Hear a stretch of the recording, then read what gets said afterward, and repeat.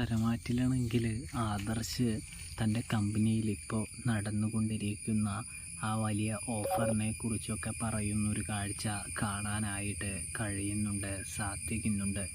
എന്താണ് നയനെ നിൻ്റെ അഭിപ്രായം എന്ന് ചോദിക്കുമ്പോൾ എന്തായാലും നല്ലൊരു തീരുമാനമാണ് ആദർശേട്ടാ അത്.